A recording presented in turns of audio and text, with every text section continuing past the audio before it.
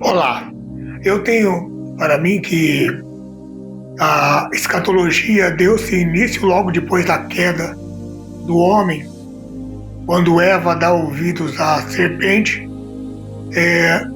O plano de redenção, de resgate da humanidade se inicia, um plano que foi desenhado por Deus desde a eternidade. É claro que, segundo as Escrituras, o plano de Deus não era que o homem caísse. Deus não esperava que o homem ia ser tão fraco assim ao ponto de desobedecê-lo.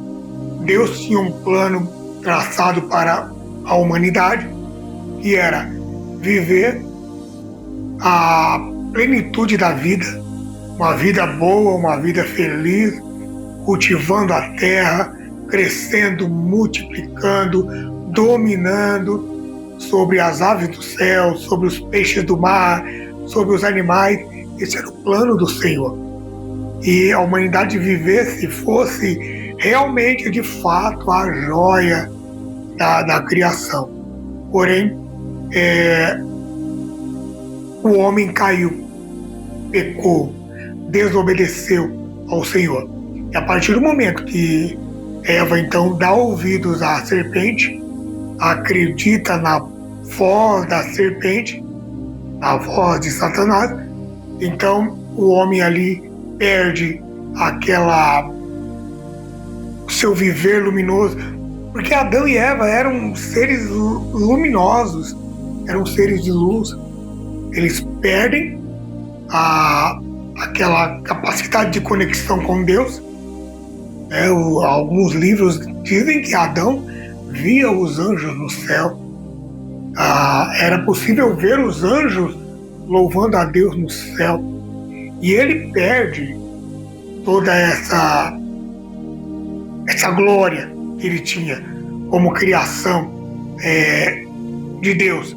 Para você ter ideia, eles não comiam como nós comemos, não se alimentavam. Eles se conversavam como se fosse por telepatia, né? Então, ele perde isso. Adão perde com o pecado. E ali, então, se inicia o processo ou o projeto de resgate da humanidade.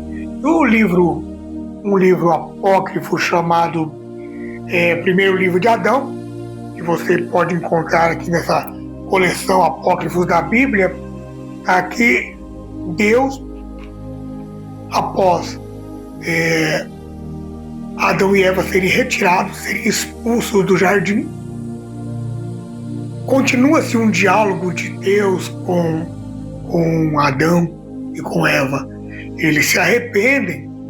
Adão se arrepende, Adão questiona a Eva: poxa, olha que situação nós estamos em relação à vida que nós tínhamos no jardim. Por que você fez isso? E aí Adão, então, ele pede perdão a Deus, porém Deus diz a ele que não poderia reconduzi-lo ao jardim. Isso seria impossível de acontecer. E Adão só seria salvo, ele teria uma segunda chance, quando se completassem os 5 dias e meio, ou 5.500 anos depois, quando viria a palavra para o resgatar. E você que é estudante da palavra, você sabe que Jesus, quando vem a essa terra, ele é morto, crucificado ali, e ele é sepultado. E ao terceiro dia ele ressuscitou. Mas esses 3 dias que Jesus ficou sepultado, ele desce ao inferno e ali ele anuncia, ele se apresenta a todos aqueles lá do Velho Testamento que não o conheciam. Olha, eu sou Jesus, eu sou a palavra, eu sou o Criador. Adão, eu vim aqui buscar você. Então, a escatologia se inicia lá logo depois da queda do homem, da queda de Adão. Adão sofre muito, mas não há acordo. Não há acordo. É por isso que você precisa entender que Jesus voltará. E com Jesus não há acordo com o pecado, não há aliança. Ou você se purifica para viver uma eternidade com o Senhor, ou o homem se santifica para passar a eternidade com o Senhor, ou não há acordo. Não há acordo, porque Deus é santo. E Ele diz, ó, sede santos, porque eu sou santo. Um Deus santo, puro, justo, bom, não permitirá pecado na eternidade. Então, cabe a nós estarmos preparados. Tem gente que não acredita essa história de que Jesus vai voltar, de dragões, de cavalos e de bestas e apocalipse e do anticristo, isso é tudo conspiração, teoria. Ok, não tem problema nenhum. Mas a pergunta que eu te faço é, e se for verdade? E se de fato Jesus voltar e julgar cada ser humano, segundo tudo que nós fizemos, como diz a própria palavra, cada um será julgado por tudo que tiver feito, falado. Então, pensar na doutrina das últimas coisas, na escatologia, é pensar em relação a você e a mim, se nós estamos preparados para esse encontro com o Senhor.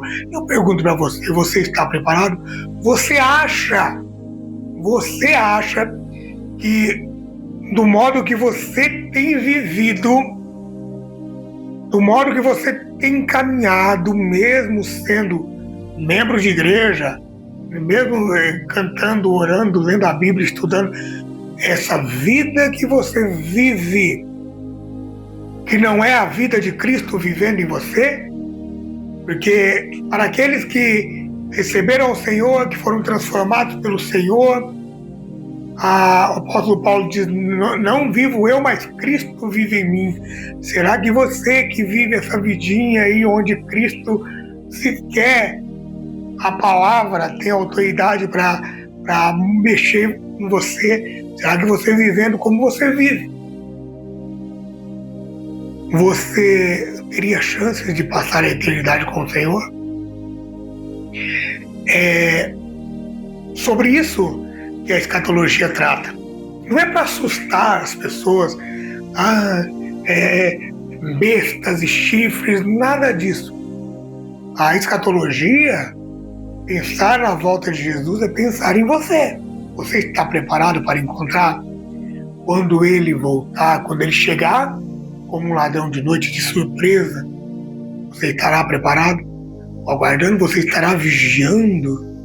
É sobre isso que nós precisamos repensar a nossa vida. Repensar a nossa vida. Porque a palavra diz, aqui no primeiro livro de Adão, olha o que diz o capítulo 2, verso 4, diz assim, e porque naquele tempo eles eram cheios de graça e de uma natureza luminosa. Deus cria o homem com uma natureza luminosa, cheio de graça. E não tinha o coração voltado para as coisas terrenas. Você acha que o cristão que vive uma vida hoje focado em coisas terrenas, preocupado em coisas terrenas, em riquezas, você acha que você, totalmente apagado, a luz de Cristo não brilha em você? Jesus diz, vós sois a luz do mundo, mas você não brilha. Você acha que você estará com Cristo quando Ele voltar? Você está preparado para se encontrar com o Senhor? É sobre isso que você precisa pensar. É sobre isso que trata a escatologia, a doutrina das últimas coisas. É estar preparado para viver essa nova vida luminosa com Cristo na eternidade. Pensa nisso e deixa o teu comentário aqui, ok? Forte abraço.